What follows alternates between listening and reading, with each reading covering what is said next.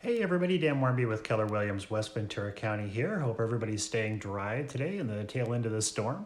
I was reminded about a quote again that I found a while back that really changed the way I think about how I work with people in general, but in particular in real estate. It goes, "Don't walk in front of me, I may not follow. Don't walk behind me, I may not lead. Walk beside me, just be my friend."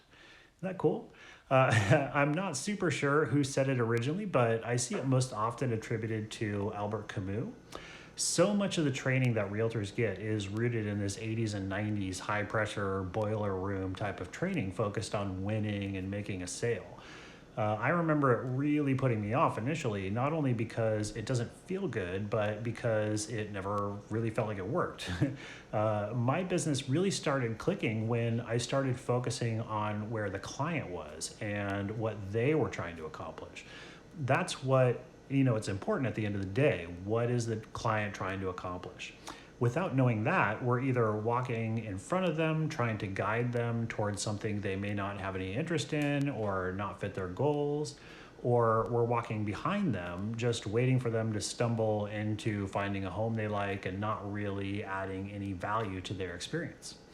By walking beside them, by having a continuous conversation about what they're trying to accomplish, what a great outcome would look like for them, that's how we keep creating these win-win scenarios. What I love about real estate is it's not zero sum at all. We can create situations where everybody on all sides of the transaction come away feeling like they've won. So that quote, "Don't walk in front of me, I may not follow. Don't walk behind me, I may not lead. Walk beside me, just be my friend." That gave me a framework to think about real estate that gets truer the more I learn about this industry. For one, the data really supports it. NAR keeps track of how people met the realtor they ended up using for their last transaction, and it varies a bit year over year, but I think the last time I looked, it was about 60% either knew their realtor as a friend or they were a referral from a friend. I mean, we're not talking about buying a rug on vacation here. We're talking about what's probably going to be the biggest purchase any of us make in a lifetime. We need somebody we have a very high degree of trust in, and we can only develop that trust over time. So the more I walk next to my clients, just being their friend, not pressuring them to make a decision or to push up their timetable, the more trust I build with them that I really do have their best intentions at heart.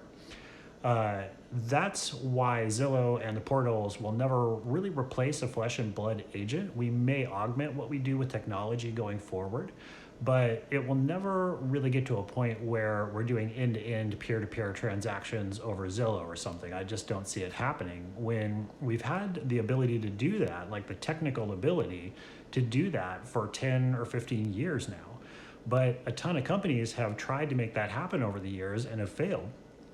Purple Bricks is done in the US. Redfin's reviews and ratings are unfortunately pretty clear that they're not providing a great experience for their customers at scale.